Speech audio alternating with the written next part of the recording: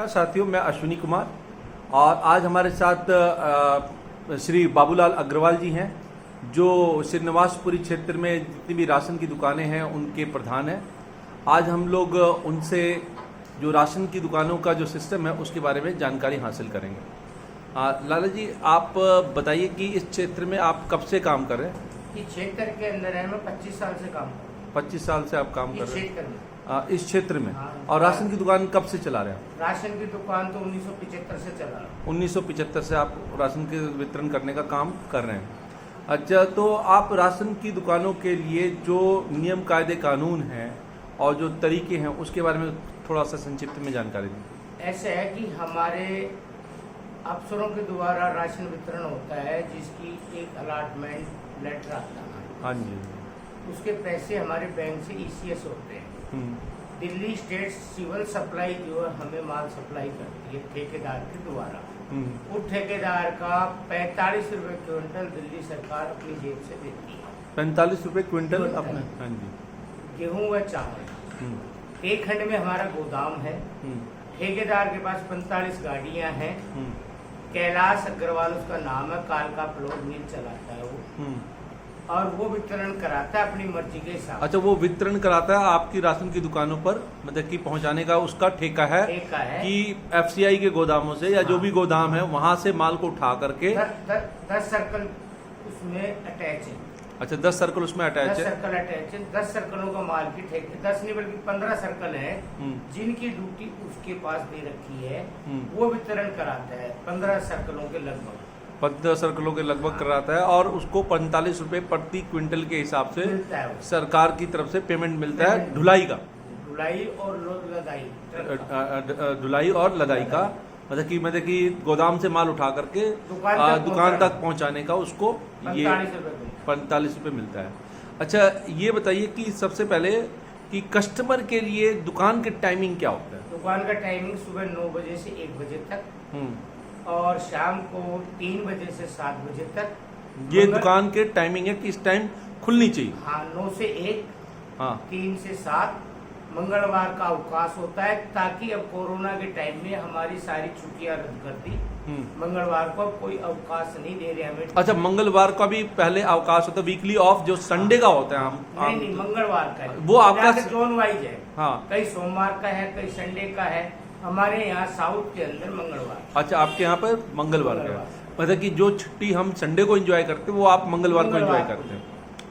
लेकिन कायदे से हम दुकानों पे जाते हैं तो दुकान तो राशन की दुकानें बंद दिखती हैं हमको। नहीं, कुछ दुकानदार ऐसे करते हैं, बदमाशी करते हैं जो कंज्यूमर को परेशान करने के लिए दुकान पे राशन है या नहीं है।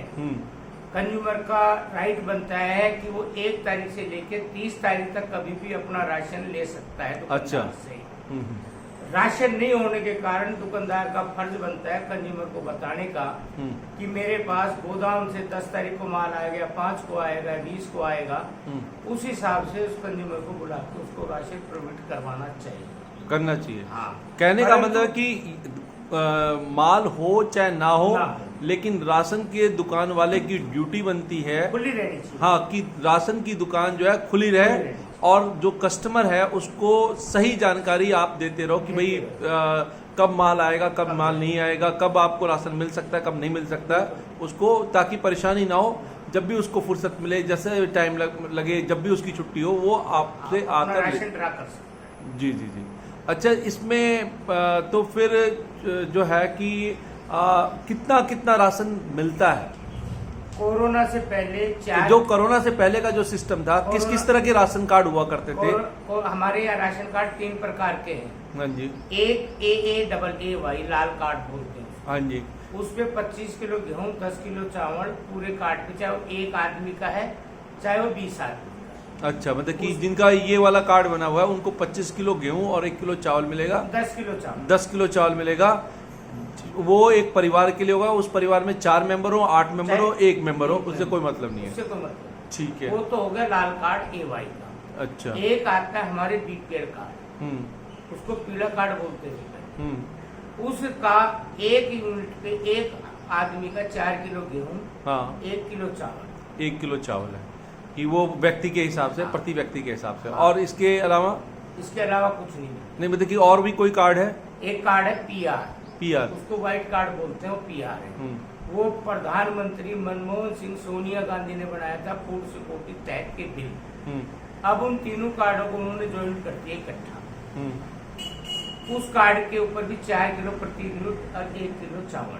अच्छा, 3 रुपए किलो चावल का रेट है, 2 रुपए किलो ये गेहूं का रेट। तीनों मतलब कि जो कार्ड हैं उनके ऊपर रेट एक ही है? एक ही है। और रेट क्या है? 3 किलो, 3 रुपए किलो चावल, 3 रुपए किलो चावल, 2 रुपए किलो, 2 रुपए किलो गेहूं। तीनों का रेट सेम है। हाँ जी। तीनों की क्वांटिटी, एक लाल कार्ड की क्वांटिटी 35 किलो है और बाकी जो 2 कार्ड है उनकी quantity 4 kilo plus 1 kilo. 4 kilo plus 1 kilo. ये मात्रा है उनकी। दाल देने की योजना ये अभी रिसेंटली कोरोना जो संकट है उसके दौरान ही शुरू की गई, इससे पहले नहीं थी? नहीं, इससे पहले कोई आइटम नहीं थी। ना हमारे पास चीनी थी, ना कोई दाल थी, ना कोई लेना देना। सिर्फ 2 चीजें आती है राशन के अंदर, गेहूं प्लस चावल। गेहूं प्लस चावल। क्योंकि आपने बताया कि आप 1975 से राशन की दुकान चला रहे हैं और मुझे भी बचपन में याद है कि राशन की दुकान में ये गेहूं और चावल के अलावा भी बहुत सारी चीजें मिलती थी। हमारे टाइम में 1975 से लेके 2004-5 तक हमारे पास मैदा, सूजी, दालें, घी, तेल, रेपसीड, पाम ऑयल, हाँ मेरे को ध्यान है, पाम ऑयल मिलता था, और मक्का और मोदी फ्लोर मिल का आटा, जो लाल गेहूं चीन से आता था उसका आटा मिलता था। 85 पैसे किलो मक्का मिलती थी। 1 रुपए 29 पैसे किलो चावल गेहूं मिलता था। 1 रुपए 54 पैसे किलो चावल मिलता था, मोटा बेग में, मोटा चावल। अब आता है परमल, पहले आता था बेग में जी। और गेहूं जो था 1 रुपए 29 पैसे था उस टाइम। अच्छा। चीनी 2 रुपए 15 पैसे हुआ करती थी। उस दौरान सारी आइटमें देते थे हमें। और 1977 के अंदर जब कांग्रेस सरकार हटी, इंदिरा गांधी को बंद किया गया, उस टाइम मोरारजी देसाई की सरकार आई। 16 महीने के लिए चौधरी चरण सिंह की सरकार आई। उस टाइम हमें कॉपी, माचिस, पेंसिल, अच्छा, ये सारी चीजें भी वितरण कराई। हाँ, वितरण कराई गई। हाँ, मतलब ये कोऑपरेटिव स्टोर मोती नगर से। अच्छा, मतलब कि वो भी राशन की दुकानों से उस पर कपड़ा भी दिया गया, बर्तन भी दिया गया हमें। हाँ। काफी चीजें आती थी। कोयला भी आता था राशन कार्ड के ऊपर, 10 रुपए मण, 40 किलो 10 रुपए था।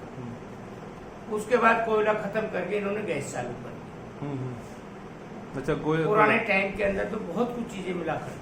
अच्छा, मतलब कि पहले ज्यादा मिला करती थी राशन की दुकानों से लोगों को, और अब कम होती गई, धीरे धीरे कम होती गई। अब गेहूं और चावल ही बचे। उस टाइम जो है GST का कोई बीच में दलाली का काम नहीं था। अच्छा, डायरेक्ट दुकानदार माल अपना किराया देता था। अच्छा, वो उस टाइम डायरेक्ट FCI और दुकानदार का कॉन्टेक्ट था।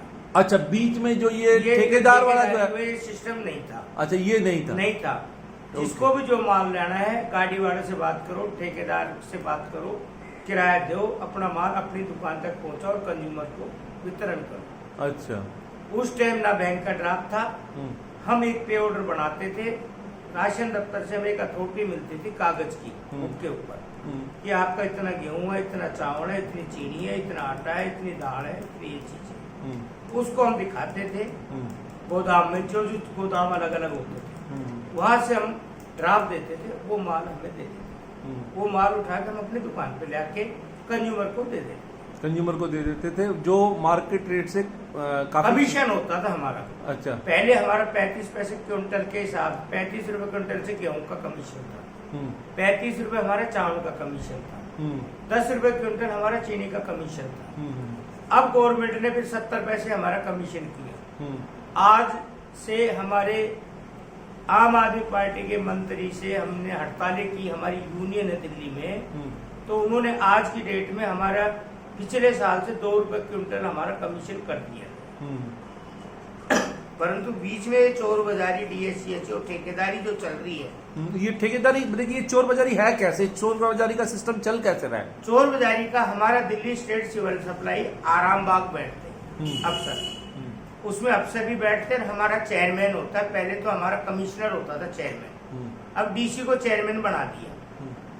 उसके नीचे जो चेयरमैन के नीचे जो अफसर बैठते हैं, वो जो पुराने ठेकेदार है 10 साल, 15 साल, 12 साल, 13 साल से, वो जब ठेके का क्या काम करते हैं कि एक टेम्परेरी ठेका दे दिया जी आपको, उन्होंने लाख रुपए ले लिया, 1.5 लाख रुपए ले लिया, मंथली पहुंचा दी, उसके हिसाब से उन्हीं के हिसाब से टेंडर चल रहे हैं। अच्छा। कायदे में जिन ठेकेदारों की गाड़ियां देखोगे तो गाड़ियां भी रिजेक्ट है। अच्छा, रिजेक्टेड गाड़ी है। हाँ, आप उन गाड़ियों के हालात देखोगे तो भी रिजेक्टेड है। जबकि तेखंड से लेके और साउथ के अंदर मुश्किल से 20 रुपए क्विंटल में प्राइवेट गाड़ियां करके माल लोडिंग करा के भिजवा सकते हो। 20 रुपए क्विंटल पे और उससे डबल रेट पे आप वहां से करवा रहे हो? हम नहीं करवा रहे, नहीं, गवर्नमेंट दे रही है, गवर्नमेंट उससे डबल रेट पे दे रही है। हाँ। मतलब कि 20 रुपए पर में क्विंटल प्राइवेट आदमी पहुंचा सकता है, उसके लिए वो 48 रुपए कितना? 45 रुपए ले रहा है जी, प्रति क्विंटल ले रहा है। हाँ जी। अच्छा, इसमें इतनी चोर बाजारी धांधली चल रही है। गोदाम के अंदर जो DSCSC के अंदर है, ठेकेदार ने अपने 3 सरदार बना रखे हैं हर गोदाम में। हमारे यहाँ 4 या 5 गोदाम है, एक तेखंड में, एक नारायणा में, एक घेवरा में और एक इधर नजफगढ़ साइड में। मतलब 5-6 गोदाम है, 2-3 का मुझे नाम नहीं पता। ठेकेदार ने अपने सरदार बना रखे प्राइवेट लेबर के। प्राइवेट लेबर का सरदार लेबर देता है ट्रकों के ऊपर, वो अपना 25% कमीशन लेता है लेबर से। अगर 1 रुपया उसकी दिहाड़ी बनी तो 25% जो सरदार लेता है, 75% लेबर को मिलता है। 25% तो वो खा गया। परंतु हर दुकानदार से जबरदस्ती माल भिजवाने के 500 रुपए की दुकान लेता है। हमारे तेखंड के अंदर एक चांदू नाम का है और एक गंजा मतलब आप लोगों को जबरदस्ती 500 रुपए लिए जाते हैं। और मेरा माल पहली तारीख की डेट बढ़ गई राशन की, तो वो मेरे को भेजेगा 25 तारीख। अच्छा। अगर मैं पैसे नहीं दूंगा तो। अच्छा, मतलब कि यदि मैंने पैसे नहीं दिए तो उस केस के अंदर सताने के लिए एक की बजाय 25 को माल आएगा। हाँ जी, जब सबका वितरण हो जाएगा लास्ट में आएगा। DSCSC अगर पहले अपने तरीके से वितरण करती सर्कल वाइज, कि हमारे यहाँ 10-15 सर्कल है, पहले चलेगा जी हमारा 42, 41, फिर 43, फिर 45, फिर 46, फिर 48, फिर 50, फिर 51, फिर 52, फिर 53। ये DSCSC का एक रूल रेगुलेशन था। अब DSCSC जो बिक चुकी है, उनको ठेकेदार पैसे देने के कारण अब सरदार अपनी मर्जी से, चाहे 54 सर्कल है, अभी 11 तारीख को मेरा माल CM का लेना था मुझे। 6000 बोरी CM की FCI ने DSCSC को दी, 2000 क्विंटल चावल दिया। मैंने जाकर उनसे कहा कि भाई मेरा माल 10 तारीख से खत्म हो गया, मुझे CM का माल दे दो, PM का माल मेरे पास रखा हुआ है। तो मेरी दुकान का माल ना देके मेरा सर्कल 51 है, जबकि 8 गाड़ियां सर्कल 54 के अंदर भेजी, और उस सर्कल 54 के पास दुकान तक माल नहीं पहुंचा। वो कहाँ गया, किधर गया, मैं ज्यादा बात नहीं करना चाहता। जी। किसके पेट में गया। हाँ, बिल्कुल। जब मेरे को ये पता चला कि वह राड, डंडे और लेबर ने, प्राइवेट ने, जो चांदू बनता सरदार, उसने 2 घंटे, हाँ जी, 2 घंटे हड़ताल की लेबर से। जब मैं वहां पहुंचा, मैंने वहां गाड़ी क्लोज की। मैंने उनसे पूछा, भाई सर्कल 42, 43, 44, 45, 50, 51, 52, 53 छोड़ के तुमने 54 का माल कैसे भेजा? उनके पास कोई जवाब नहीं बना। DSC से मैंने कंप्लेंट करी कि भाई तुम्हारा काम है सर्कल वाइज माल देने का। अगर सर्कल 54 का नंबर है तो आप सर्कल 54 को नंबर माल दे दो, और सर्कल 51 का तो 51 को दे दो। मैं ये नहीं कह रहा कि मेरे को पहले चाहिए। मैंने कहा जहां मेरा नंबर आता है वहां पे मेरे को माल दे दो। जैसे कंज्यूमर हमारे पास लाइन लगा के राशन लेता है, तो मैं ये तो नहीं कहूंगा कि 100 नंबर वाला मेरे से पहले ले जाएगा और 3 नंबर वाला मेरे पीछे चला जाएगा। नहीं, बिल्कुल, जो जिस नंबर में है उस। हाँ, जब मैंने वहां ड्रामेबाजी की, मैं प्रेस के लिए भी भाई साहब से मैंने रिक्वेस्ट करी, उन्होंने कहा मैं प्रेस भेज देता हूँ न्यूज वाले। मैंने कहा नहीं, अभी न्यूज नहीं, अभी 1-2 दिन इनका तमाशा देखते हैं, फिर इनको न्यूज बुला के इनका पूरा पिटारा बांधेंगे। इनको 500 रुपए दुकान चाहिए और अपनी मर्जी से इनको माल चाहिए। उसके बाद में मेरे को 15 या 16 को माल बुला के भर दिया। आज की डेट के अंदर भी हमारे पास CM का माल तेखंड गोदाम का बैलेंस पड़ा है, जिन दुकानों पे कंज्यूमर परेशान हो रहा है। कंज्यूमर को तो ये नहीं पता ये माल CM का है या PM का है। दुकान में माल लगा हुआ है, कंज्यूमर आएगा, कंज्यूमर को तो सिर्फ कंज्यूमर आएगा कि लाला जी आपकी दुकान में राशन भरा हुआ है, आप हमें क्यों नहीं दे रहे। अब क्यों का जवाब के लिए कंज्यूमर और दुकानदार के बीच में लड़ाई होती है। अच्छा, हम उसको ये समझाते हैं भाई ये पीएम का माल है, आप पीएम का माल ले जाओ, सीएम का माल जो आपका आएगा हमारे पास आधा माल जो सीएम ने हमारे को मार्च और अप्रैल में 1.5 गुना बंटवाया था, 7.5 किलो गेहूं और 2.5 किलो चावल। अच्छा, 7.5 किलो गेहूं और 2.5 किलो चावल, 2.5 किलो चावल जो है पर यूनिट अप्रैल में बटा था। हाँ जी, अच्छा, अप्रैल में बटा। मई में कितना बटा? मई के अंदर उनका जो बटा था 4 किलो प्लस 1 किलो और 4 किलो प्लस 1 किलो पीएम का। 4 किलो प्लस 1 किलो सीएम का और 4 किलो प्लस 1 किलो पीएम का बटा मई में। हाँ जी। अप्रैल का जो माल बचा हुआ है, हाँ जी, अप्रैल के अंदर सप्लाई नहीं होने के कारण, ठेकेदारों की गुंडागर्दी के कारण वो इस महीने जून में, हाँ, जून में डबल बट रहा है। अच्छा, वो जून में बटेगा, वो डबल बटेगा। यदि अप्रैल में नहीं है तो उनको जून के अंदर डबल मिलेगा। अप्रैल का माल मई में बटा, हाँ, और मई का माल जो जून में बटा, जो अप्रैल का रुका हुआ माल है हाँ जी, वो अब इस महीने 15 तारीख से उन्होंने, जबकि अभी 300 350 दुकानों में माल भेजा है, पूरा माल नहीं आया पीएम का भी और सीएम का भी। अब वो अपनी मनमर्जी कर रहे। कल मैं गोदाम में गया भीगता हुआ पीएम का माल लेने, जबकि मेरा पीएम का माल 1 तारीख को आना था। जी जी, कल तक मेरा माल नहीं है। परसों जो एक गाड़ी दी उन्होंने मेरे को, वो भी मैंने जबरदस्ती करी। कल मैं बारिश में भीगता, 66 साल की मेरी उम्र है, हार्ट का मैं पेशेंट हूँ, शुगर का मैं पेशेंट हूँ। जब उन्होंने कल मेरा लास्ट माल पीएम का भेजा है, कल भेजा, तो मैं आज से उस माल को शुरू कर दिया गया। अब मैं 2 बार लाइनें लगाऊं कोरोना के हालात में, जो कोरोना की माहौल। अच्छा, एक बात बताइए, हमारे कॉलोनी के अंदर इस टाइम 150 से 200 पेशेंट निकले हुए कोरोना के। जी जी, J block, M block, N block, private colony. मैं इस उम्र के अंदर, पहले तो मैंने टोकन से बांटा 50-50 रोज के हिसाब से, पुलिस बुला के सिस्टम से। अब वो आदमी, आज तारीख 25 हो गई, तो आज वो एकदम से टूट के आएंगी। तो इस कोरोना की पोजीशन के अंदर क्या मैं 2 दिन में या 3 दिन में क्या मैं राशन बांट पाऊंगा? नहीं, सब नहीं बांट पाएंगे। एक बार तो मैं 10 तारीख तक बांट चुका उनको। हाँ जी, हाँ जी। अब मेरे पास दोबारा कंज्यूमर आएगा। एक कंज्यूमर को एक बार मिलने के बजाय वो 2 बार लाइनें लगा रहा है। 2 बार, वो वही काम एक बार में हो जाता है। यदि एक साथ आपके पास सप्लाई आ जाती पीएम की भी और सीएम की भी, तो आप एक बार में दे देते। हाँ, सबको नंबर, हमारी मजबूरी क्या है? सबको जितने भी आ गए उनको टोकन। हमारे गड़े पे तलवार लटकी हुई है। हाँ जी। अक्सर बैठ के कमरे में ऑर्डर कर देते हैं जी जी, कि भाई इस माल को आज बेचो, इस माल को कल बेचो, इस माल को परसों बेचो। अब इस हालात के अंदर देखते हुए कुछ दुकानदार बदमाश होते हैं, वो अपने तरीके से निपटाते हैं, और हमारे जैसे जो दुकानदार हैं, जो शरीर में पुराने टाइम के, वो दुखी होते रहते हैं। अब आप बताइए, इस पोजीशन के अंदर सजादार कौन है? डीएससीएससी सजादार कौन है? लेबर का सरदार सजादार कौन है? ठेकेदार। इसमें दुकानदार की क्या गलती? फीस कौन रहा है? दुकानदार और कंज्यूमर।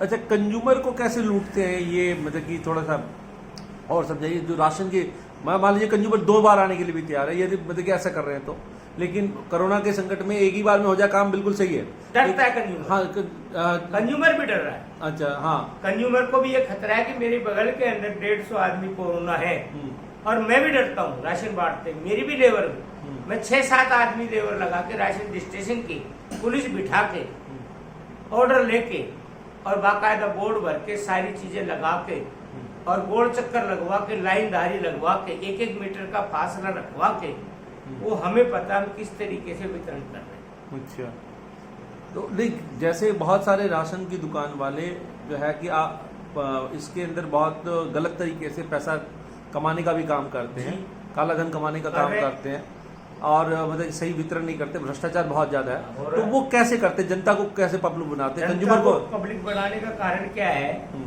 कि राशन आया, उन्होंने 2 दिन 3 दिन बांट दिए।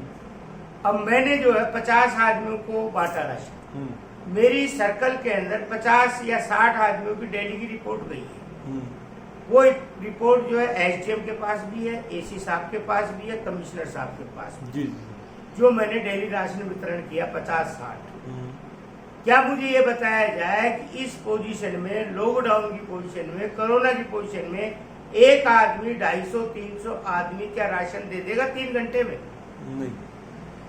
300 और दुकानों का जो कुछ दुकानें हमारी ऐसी हैं, मतलब कि एक ही दिन के अंदर 300 लोगों को पर्ची हाँ काटनी जी है। हाँ जी हाँ जी, अच्छा। जिसकी रिपोर्ट आप कहोगे तो हमारा सर्कल जो है, हाँ। हर सर्कल में, हमारा सर्कल नहीं, हर सर्कल से आप रिपोर्ट ले लो किस दुकानदार ने कितने डेट को कितने राशन की। मेरी जानकारी में एक राशन वाला एक महिला को उसने मतलब कि कांटेक्ट दे रखा था, अपनी पर्चियां दे रखी थी। उस महिला का काम था कि वो उसकी पर्चियां जो है घर बैठे ही बनाती थी। देखो इस कोरोना के टाइम के अंदर पर्चियां हमारे पास खत्म हो गई। हाँ, नहीं पहले की भी बात बता रहा हूँ कि पर्चियां पहले जो घर बैठ के बनाई जाती थी, वो एक्चुअल में दुकान पे वैसे ही राशन दे दिया। तो हमारे डिपार्टमेंट ने एक ऑर्डर दिया था उस दिन के लिए, हमारे पास पर्चियां जब नहीं थी तो उन्होंने कहा भी सेल रजिस्टर के ऊपर आप साइन करा लो, मोबाइल नंबर ले लो, उनका नाम ले लो और उनका राशन उनके सामने रजिस्टर में भर दो, ताकि कंज्यूमर को पता चले कि आपने कितना भरा, मेरा कितना अधिकार है, कितना मुझे राशन। ठीक। एक सिस्टम ये था। फिर आ गया पर्ची का सिस्टम। तो हम क्या करते थे कि सेल रजिस्टर और पर्ची, उसमें थोड़ा टाइम लगता है आदमी को। एक कंज्यूमर को कम से कम 10 मिनट लगेंगे। कार्ड में एंट्री करेंगे, हमारी लिस्ट चेक करेंगे, हम सेल रजिस्टर में चढ़ाएंगे, हम पर्ची काटेंगे, ठीक है। फिर डिस्टेंस से उसको राशन तुलवाने के लिए भेजेंगे। तो आप एक कंज्यूमर को 10 मिनट लगेंगे। तो आप मुझे ये बताइए कि दुकानदार जो है 12 बजे से 4 बजे तक या 3 बजे तक दुकान खोलता है, मुश्किल से वो 60 आदमी नहीं निपटा पाएगा। उस दुकानदार ने 250, 300, 400 आदमियों की सेल कैसे दिखा दी? अच्छा, एक ही दिन के अंदर 250-300 लोगों को कैसे सेल दिखा दिया? ये अपने और आप इस कोरोना महामारी, अगर कोरोना नहीं हो हाँ। तब तो 250, 300, 350 की दिखा सकता है, सुबह 9 बजे से लेके शाम को 6 बजे। जबकि 9 बजे से 6 बजे तक दुकान खुलती नहीं है। अभी हमने देखा कि दुकानें जो है खुलती नहीं है, टाइमिंग के हिसाब से दुकानें खुलती नहीं है, लेकिन उसके बावजूद भी 250-300 दिखा रहे हैं, यानी कि फर्जी तरीके से दिखा इस रहे हैं। तरीके तीन एक महामारी में कंज्यूमर जाता है, कंज्यूमर देखता है इस दुकान के ताले लटके हुए हैं, वो गाड़ियां देता है कि तेरे बच्चे मरे, तेरे औलाद मरे, तेरे बीवी बच्चे मरे, तेरा सत्यानाश है। वो रो धो के अपने घर आ जाते हैं। दुकानदार को फिर फोन करते हैं, दुकानदार फोन नहीं उठाता। ये अल्टीमेटली कंज्यूमर जो है परेशान होकर छोड़ देता है, मजबूरी के अंदर वो रह जाता है उसका। जो कुछ लोगों को जिनको जरूरत है, जो घर में बेकार है, वो तो बेचारे रोज जाएंगे, सफर करेंगे। लेकिन वो ये सोचता है कि दिहाड़ी वाला है, वो बोले कि यार इतने से जितना राशन नहीं लाऊंगा उससे ज्यादा तो दिहाड़ी कट जाएगी, और अल्टीमेटली छोड़ देता है। और वो क्या है कि फर्जी नाम से भर के कुछ दुकानदारों के बारे में मैं नाम नहीं लूंगा। हमारे सर्कल के अंदर ही एक विमला नाम की लेडीज है, उसको 5 साल से राशन नहीं मिला था। उसकी शिकायत की उसने, विमला ने शिकायत करने के बाद उस दुकानदार ने मैनेज किया, उसको 5,000 रुपए 3 महीने का राशन दे दिया, क्योंकि वो गरीब थी।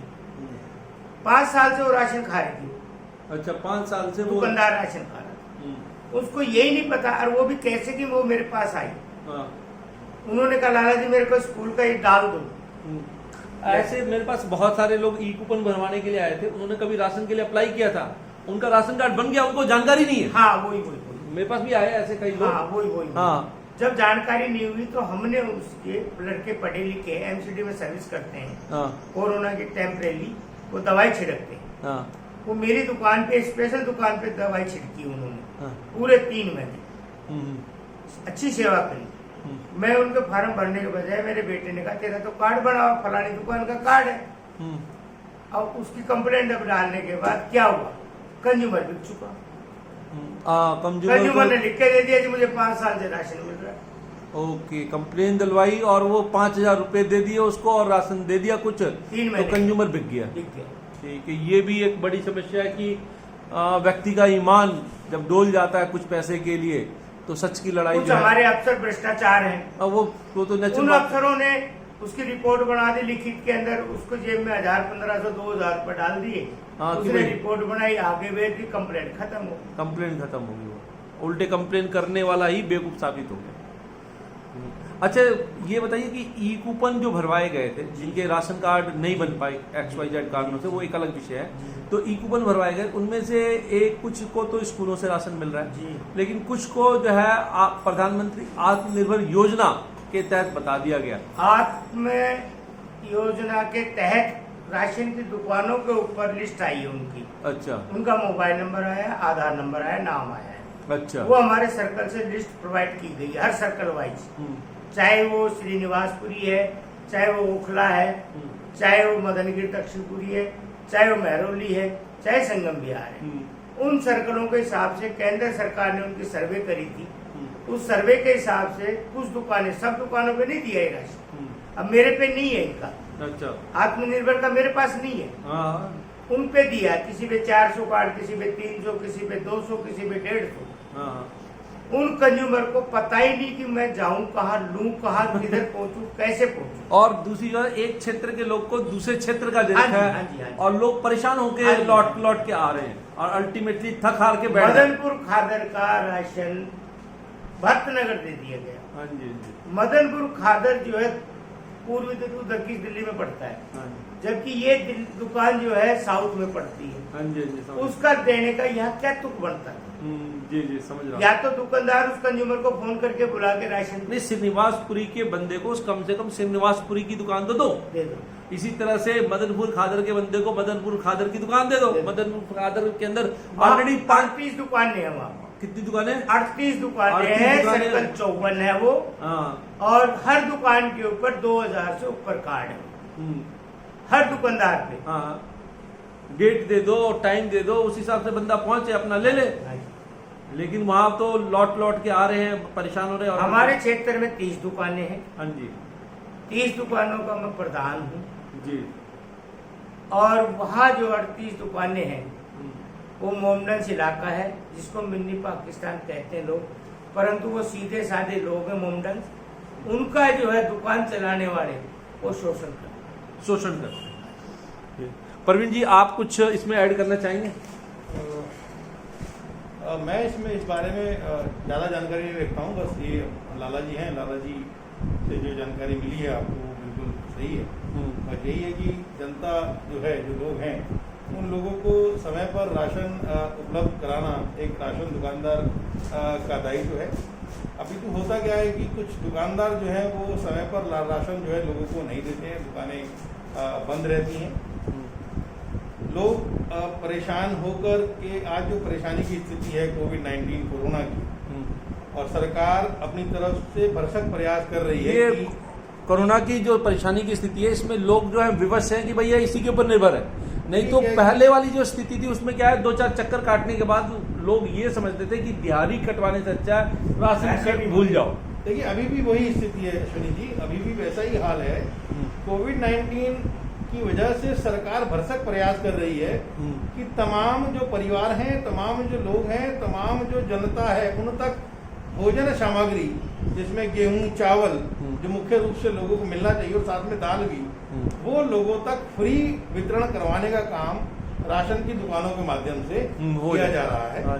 जिसमें जैसे लाला जी ने भी कहा कि मुख्यमंत्री का है, प्रधानमंत्री का है, और तमाम योजनाओं के तहत लोगों तक राशन पहुंचाने की जिम्मेदारी राशन के दुकानदारों को दी गई है। लेकिन कुछ राशन के दुकानदार जो हैं इस तरह के हैं जो अपना जो वितरण है वो ठीक रूप से नहीं करते हैं। और वो ठीक रूप से नहीं करने का मतलब यह है कि लोगों को राशन ना दें, समय पर दुकान नहीं खोलना, दुकान का नियमित रूप से बंद रहना। दुकान का नियमित रूप से बंद रहने का तात्पर्य यह है कि जितनी बार भी कंज्यूमर राशन कार्डधारी दुकान पर जाता है, दुकान बंद मिलती है, तो एक बार हताश होने के उपरांत फिर उसको राशन लेना नहीं होता। दूसरा एक हिडन एजेंडा मुझे ऐसा लगता है कि राशन की दुकान वाले जो हैं, चूंकि महीने महीने का राशन आता है तो समय खराब करते हैं। जैसे आज 25 तारीख है, 25 तारीख होने के उपरांत आज 5 दिन बाद ये महीना खत्म हो जाएगा, तो महीने की तारीख हो जाएगी 30। जब 30 तारीख को महीना खत्म हो गया और 1 तारीख को 1 जुलाई आ गई और नया महीना शुरू हो गया, तो उस स्थिति में जून का राशन तो गया, जून की बुक्स क्लोज हो गई, जून की डायरी क्लोज हो गई, जून का मेमो सब कुछ उन्होंने रिकॉर्ड क्लोज कर दिया। अब शुरू होती है कहानी अब जुलाई की। तो जब जुलाई के महीने में कोई व्यक्ति राशन लेने जाएगा तो राशन की दुकान वाला व्यक्ति ये कहेगा जुलाई का राशन अभी आया नहीं है। जबकि लाला जी आपने कुछ बताया था कि यदि किसी का राशन छूट जाता है, जून का छूट गया, तो उस केस के अंदर जुलाई में आता है तो आप जुलाई के अंदर उसको जून और जुलाई दोनों का दे देते हैं। देखो, देने का अधिकार तो नहीं है उसका, उसको स्टॉक में बैलेंस रखना चाहिए। और वो स्टॉक बैलेंस जो हमारा डिपार्टमेंट हर महीने एक रिपोर्ट लेता है कि आपके पास कितने राशन कार्ड है, कितने आपके पास राशन आया, कितना आपका बिका, कितना आपके पास बैलेंस रहा। अब परंतु मैं दुकानदार होने के नाते ज्यादा नहीं बोलूंगा। डिपार्टमेंट के कानून तो बहुत कुछ है, बाकी डिपार्टमेंट के कानून को फॉलो नहीं किया है। जी, जैसा इन्होंने अभी बताया कि भैया चक्कर लगाते लगाते कि भाई 30 का एक कर दिया और जून का राशन जो है गायब हो गया। इसमें सबसे बड़ी जो है डिलीवरी की है। जो ठेकेदार डिलीवरी नहीं करता उसका फायदा दुकानदार उठा लेता है। दुकानदार ये कहता है कंज्यूमर को मेरे पास माल ही नहीं है, दुकानदार सही कहता है कि मेरे पास माल ही नहीं है, मैं वितरण क्या करूं और दुकान को। देखिए कहीं ना कहीं इसमें पूरी मिली भगत है। इसमें क्या होता है, कहीं ना कहीं पूरे सिस्टम में मिली भगत दिखाई देती है। बहुत कम दुकानदार ऐसे हैं जो लाला जी की तरह ईमानदारी से प्रत्येक दिन नियमित रूप से दुकान खोलते हैं और दुकान पर लोगों को बार बार पूछ कर उनको राशन देते कि राशन लिया या नहीं लिया। दुकानदार की मिली भगत प्रशासनिक अधिकारी जो है, इंस्पेक्टर, FSO तमाम जो है उनसे है। दुकानदार की मिली भगत मिल वालों से है, दुकानदार की मिली भगत ठेकेदार से। कुछ जो अड़ियल दुकानदार है वो तो लड़ झगड़ के बड़ी मुश्किल से, क्योंकि उनको जनता का हित दिखता है, वो जनहित में काम करते कि मुझे मेरे क्षेत्र के जो लोग हैं उनको राशन बांटना है, मुझे राशन दीजिए। जैसा लाला जी ने भी कहा कि मैं लड़ झगड़ के राशन लाया, मेरा 16 तारीख का राशन जो सर्कल 51 को मिलना चाहिए था वो सर्कल 51 को ना मिलकर इनसे पहले सर्कल 54 को दे दिया गया। तो ये क्या है, ये पूरी इस तरह का स्ट्रक्चर बनाया हुआ है जिसमें कि बड़े लूप होल्स हैं, जिसमें कि ये पता करना बड़ा मुश्किल हो जाता है कि किस तरह से इस षड्यंत्र को तोड़ा जाए। ये जो षड्यंत्र है, जो राशन की कालाबाजारी है, वो किस तरह से तोड़ी जाए, ये बहुत ही अजीब स्थिति है। ये स्थिति तब आम जन को समझ, जैसे हमको भी अगर समझ में आ रही है, लॉकडाउन हुआ, लॉकडाउन में हमने देखा लोगों को लगातार लाइन में लगते हुए, लगातार परेशान होते हुए, मतलब सुबह लग रहे हैं तो 4 बजे नंबर आ रहा है, क्योंकि सोशल डिस्टेंसिंग का मसला है। जैसा कि लाला जी ने भी कहा कि एक कंज्यूमर को राशन देने तक की प्रक्रिया में 10 मिनट कम से कम लग जाते हैं लॉकडाउन की प्रक्रिया के सोशल डिस्टेंसिंग। यदि इसी गणित को आगे लेकर चले, इसका अर्थ ये है कि 1 घंटे में 6 लोग निकलते हैं और 6 घंटे में 36 लोग। अच्छा, एक आपने बताया कि एक जो बंदे को राशन देने की पूरी प्रक्रिया में 10 मिनट का टाइम लगता है, ये आपने कोरोना के संकट के अंदर आपने टाइम बताया। 60 आदमी। हाँ, नहीं, मैं ये जानना चाह रहा हूँ कि जो सामान्य स्थिति है उसमें एक मतलब कि बंदे को पूरी प्रक्रिया करने में कितना टाइम लगता है? उसमें भी तो पर्ची तो काटनी ही पड़ती होगी। उसमें ज्यादा 2 से 3 मिनट। 3 मिनट सामान्य स्थिति में 3 मिनट लगता है। 2 से 3 मिनट। और 3 मिनट के हिसाब से भी हम निकाल सकते हैं कि एक दिन में कितनों को मैक्सिमम। एक दिन में अगर वो सुबह 9 बजे बैठेगा और शाम को 7 बजे तक चलेगा, दिन में 2 घंटे का लंच करेगा, तो 250, 300, 350, 350 आदमी को निपटा सकता है। जबकि उसके बाद 4 आदमी काम करने वाले होने चाहिए। तब जाकर जिस दुकान पे 2 आदमी काम करेंगे और उस प्रक्रिया में वो ज्यादा 100 आदमी रहने से पहले, 100 आदमी रहने से बाद 200 से ज्यादा वो नहीं निपटा सकता। लेकिन वो यदि दिखाता है कि 300 निपट गए या 600 निपट गए, तो इसका अगर मतलब लेबर है उसके पास काम करने वाली, तोलने वाली, कट्टे उठाने वाली, बाहर निकालने वाली, लाइन लगाने वाली, पैसे लेने वाली, और उसका जो पर्ची काटने वाला वो तेज हो, तब तो वो 300 आदमी तक दिखा सकता है। अगर उसमें पूर्ति नहीं है, नहीं, ये तो मैक्सिमम एफिशिएंसी वाली बात होगी। हाँ। नहीं, कायदे से इतना मैक्सिमम एफिशिएंसी पे कोई होता नहीं। अब मेरी दुकान के ऊपर जो है, जिस दिन में ये नॉर्मल टाइम था, हाँ। कम से कम 250 से 300 आदमी को निपटाता था सुबह से शाम तक। इतना रख के आप? हाँ जी। अच्छा, ठीक है, चलिए, धन्यवाद प्रवीण जी। लाल जी, आपका भी बहुत बहुत धन्यवाद। एक आम आदमी को